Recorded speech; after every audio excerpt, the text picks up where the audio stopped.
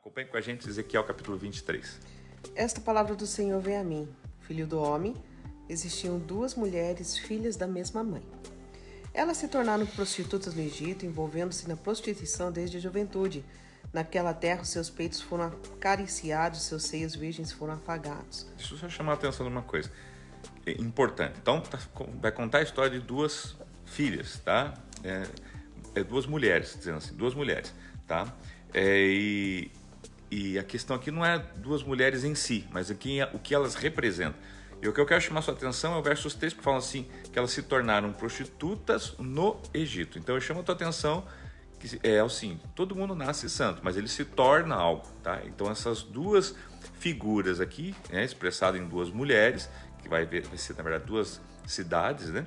Elas vão se prostituir, né? Mas observe aonde? Egito, porque o Egito, irmão, sempre é a simbologia do mundo, sempre simbologia do fácil, mas do mundo, tá? Então elas se prostituíram no Egito, tá? Envolvendo com sua prostituição desde a juventude, tá? E essa expressão no final, naquela terra os seus peitos foram acariciados, seus seios virgens foram afagados, você vai ver várias vezes no texto, tá? Mas se referindo no sentido a que elas foram defraudadas, que elas foram abusadas nesse sentido, tá? Vamos lá. A mais velha chamava-se Olá, sua irmã Olibá. Elas eram minhas e deram à luz filhos e filhas. Olá é Samaria e Olibá é Jerusalém. Então aqui o texto já está se auto-explicando. Quem era Olá? Samaria. Né? Olibá? Jerusalém. Ele fala, né? Ele fala assim, as duas eram minhas filhas, ele fala, né? Tá? Elas eram minhas e deram à luz filhos e filhas. O Senhor está dizendo, tá? Olá envolveu-se em prostituição enquanto ainda era minha.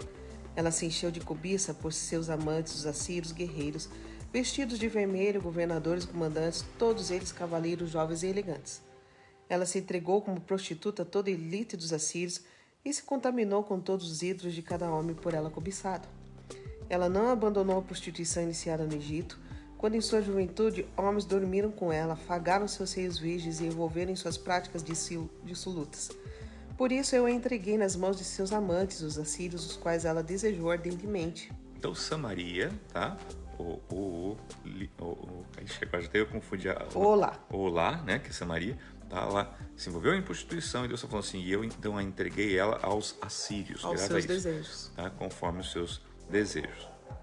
Eles lhe arrancaram as roupas, deixando-a nua, levaram embora seus filhos e suas filhas e a mataram a espada.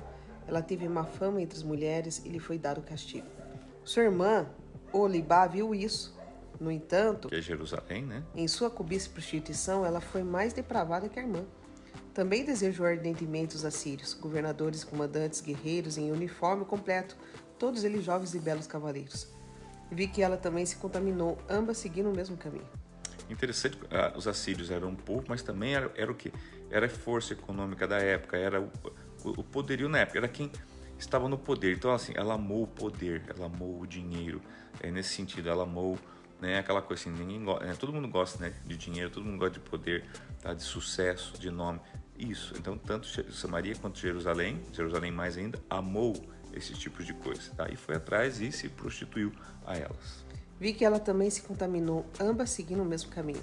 Mas o Olibá levou sua prostituição ainda mais longe. Que era Jerusalém. Viu homens desenhados numa parede, figuras de caldeus em vermelho, usando cinturões e esvoaçantes turbantes na cabeça. Todos se pareciam com os oficiais responsáveis pelos carros de Babilônia, nativos da Caldeia. Assim que ela os viu, desejou-os ardentemente e lhes mandou mensageiros até a Caldeia. Então os babilônios vieram procurá-la até a cama do amor e em sua cobiça a contaminaram. Depois de haver sido contaminada por eles, ela se afastou deles, desgostosa. Então prosseguiu abertamente a sua prostituição e expôs a sua nudez e eu me afastei dela desgostoso, assim como eu tinha me afastado de sua irmã. Contudo, ela ia se tornando cada vez mais promíscua à medida que se recordava dos dias de sua juventude quando era prostituta no Egito. Desejou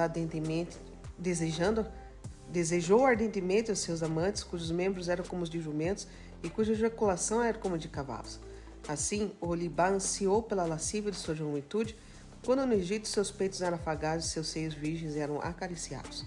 Portanto, assim diz o Senhor, soberano, incitarei os seus amantes contra você, aqueles de quem você se afastou desgostosos, e os trarei para atacá-la de todos os lados. observe que Deus está dizendo, né? Olha, por causa dessas práticas, e ele cita as práticas, né? Vai ali nomeando, né? Lascivas, etc. Eu vou em quê? Entregar você aos seus amantes. Então eles vão vir contra vocês e vão levar vocês, né, em cativeiro, tá? Os babilônios e todos os caldeus, os homens de Pecote, de Suá e de Coá, e com eles todos os assírios, pelos belos rapazes, todos eles governadores, comandantes, oficiais, que chefiam os carros e homens de posto elevados, todos eles cavaleiros. Eles virão contra você com armas, carros e carroças, e com uma multidão dos povos. Por todos os lados tomarão posição contra você com escudos grandes e pequenos e com capacetes. Eu entregarei a eles para castigo, e eles a castigarão conforme o costume deles. Dirigirei contra você a ira do meu ciúme, enfurecidos eles saberão como tratá-lo. Cortarão fora o seu nariz e as suas orelhas, e as pessoas que forem deixadas cairão à espada. Levarão embora seus filhos, suas filhas que forem deixados serão consumidos pelo fogo. Também arrancarão as suas roupas e tomarão suas lindas joias. Assim darei um basta à lascívia e à prostituição que você começou no Egito. Você deixará de olhar com desejo para essas coisas e não se lembrará mais do Egito. Pois assim diz o soberano Senhor, estou a ponto de entregá-la na mão daqueles que você odeia, daqueles de quem você se afastou desgostosa. Observe que Deus falou assim, estou a ponto de entregar, ou seja, ainda não entreguei. Mesmo com tanta coisa errada, mesmo com tantas práticas erradas, mesmo se prostituindo, mesmo sendo minha filha e fazendo todas essas atrocidades, né, vivendo em promiscuidade, né, eu ainda não entreguei, mas eu estou a ponto de entregar, né, o Senhor fala. Eles a tratarão com ódio e levarão embora tudo aquilo por que você trabalhou. Eles a deixarão despida e nua, e a vergonha de sua prostituição será exposta. Isso lhe sobrevirá por sua lascívia e promiscuidade. Porque você desejou ardentemente as nações e se contaminou com os ídolos delas. Você seguiu pelo caminho de sua irmã, por essa razão porei o copo dela nas suas mãos. Assim diz o soberano Senhor, você beberá do copo de sua irmã, copo grande e fundo, ele causará riso e zombaria de tão grande que é. Você será dominado pela embriaguez e pela tristeza, com esse copo de desgraça e desolação, o copo de sua irmã Samaria. Você a beberá, engolindo até a última gota, depois o despedaçará e mutilará os próprios seios. Eu disse, palavra do soberano Senhor. Agora sim diz o soberano Senhor, visto que você se esqueceu de mim e me deu as costas, você vai sofrer as consequências de sua lascívia e de sua prostituição. Então aqui, gente, Deus fala assim, olha, vocês foram mal, continuaram mal e decidiram permanecer mal. Então agora vocês vão colher. Quando ele fala, vocês vão ter os seus seios cortados, como ele estava fazendo uma analogia com a prostituta, então imagina, né, alguém que se vende, né, alguém que trabalha, né, com o seu corpo, ficar sem, né, partes importantes para o seu ofício. Então ele fala assim, vocês vão, né, ficar sem, né, vocês vão beber, vai engolir até a última gota desse, e depois despedaçará, mutilar seus próprios seios. O Senhor fala assim, ou seja, vocês perderão aquilo que leva vocês a se prostituir. Tá? E ele fala assim, vocês vão colher consequências da lascívia de vocês. E agora ele vai começar a falar qual vai ser elas, tá? Verso 36 em diante. O Senhor me disse, filho do homem, você julgará o Alá e o Libá. Então confronte-as com suas práticas repugnantes, pois elas cometeram adultério e a sangue em suas mãos. Cometeram adultério com seus ídolos, até os seus filhos que elas geraram para mim sacrificaram aos ídolos. Também me fizeram isto, ao mesmo tempo contaminaram o meu santuário e profanaram meus sábados. No mesmo dia em que sacrificavam seus filhos, seus ídolos, elas entravam em meu santuário e a profanavam. Foi o que fizeram em minha casa. Elas até enviaram mensageiros atrás de homens vindos de bem longe, e quando eles chegaram, você se banhou para recebê-los, pintou os olhos e pôs suas joias. Você sentou num belo sofá, tendo à frente uma mesa na qual você havia colocado o incenso e o óleo que me pertenciam. Em torno dela havia o ruído de uma multidão despreocupada. Sabeus foram trazidos do deserto com homens do povo, e eles puseram bracelete nos braços da mulher e da sua irmã e belíssimas coroas na cabeça delas. Então eu disse a respeito daquela que fora destruída pelo adultério, que agora a use como prostituta, pois é o que ela é. Olha só, gente. Duas coisas que eu quero chamar a atenção. Primeiro, verso 41, quando fala aqui, né, Deus fala assim, você se assentou num belo sofá, né, com o seu amante, né, tendo à frente o quê? A mesa na qual havia o quê? O incenso e o óleo. O incenso sempre remete às orações, o óleo à unção, ou seja, vocês, Jerusalém, Samaria, vocês tinham a minha unção, vocês tinham a minha presença. Então vocês, diante de tudo isso, vocês decidiram se prostituir. Agora, então eu vou entregar para vocês para serem aquilo que vocês realmente querem ser, que vocês decidiram ser, tá? E vamos ver como é que eles vão tratar vocês. E eles dormiram com ela, dormiram com aquelas mulheres lascivas, Oalá e Olibá, como quem dorme com uma prostituta. Mas homens justos as condenarão ao castigo que merecem as mulheres que cometem adultério e derramam sangue, porque são adúlteras e há sangue em suas mãos. Assim diz o soberano Senhor, que uma multidão as ataque e que elas sejam entregues ao pavor e ao saque. A multidão as apedrejará e as retalhará a espada. Matarão seus filhos e suas filhas, destruirão suas casas e as queimarão.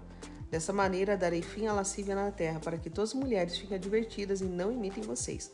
Vocês sofrerão o castigo de sua cobiça, as consequências de seus pecados de idolatria, e vocês saberão que eu sou o soberano, o Senhor. Então você vê que aqui, né, ele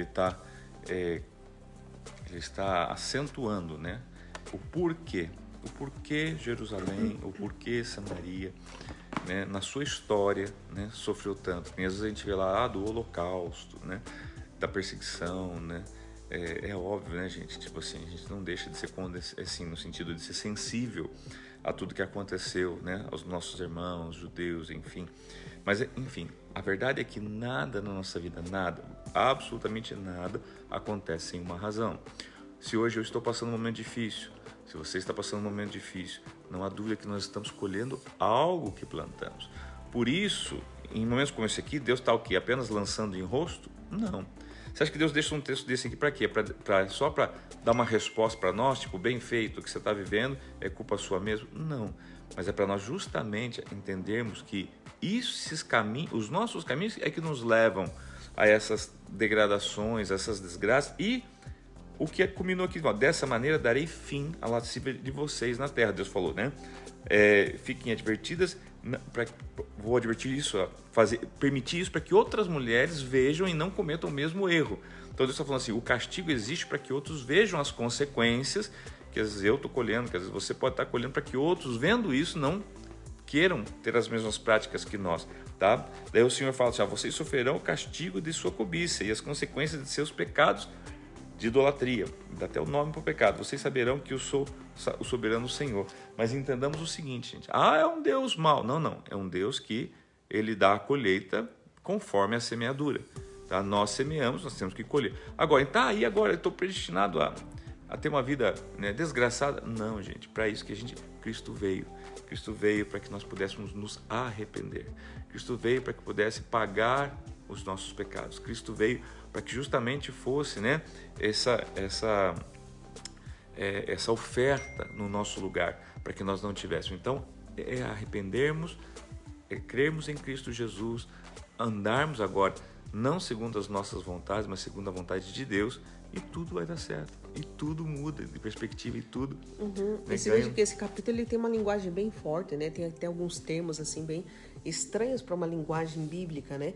Mas você vê assim que o Senhor coloca essa situação, essa infidelidade para com Ele de uma maneira como se fosse prostituição. Né? É isso que ele diz. Então, assim, é forte quando nós nos voltamos contra Deus, indo atrás dos nossos desejos, indo atrás das nossas vontades, indo atrás daquilo que a gente quer e não aquilo que Ele quer. Para Deus é como prostituição. Exatamente. Então isso é forte, por isso que é forte, né? Por isso que ele usa uma linguagem muito carregada, né? É até estranha de se ler, né? E lembrando que a prostituição, ela existe, né? Até em alguns lugares como profissão, ou seja, em troca de algo. Então é vender o seu próprio corpo em troca de um benefício. Então Deus fala assim, olha o que vocês estão fazendo. Vocês estão deixando de querer a minha ajuda, está tendo que vender a sua própria vida, o seu próprio corpo, está tendo, né, em troca de uma suposta ajuda que no final você vai ver que vai ser a derrota de vocês. Então Deus está explicando tudo isso, tá?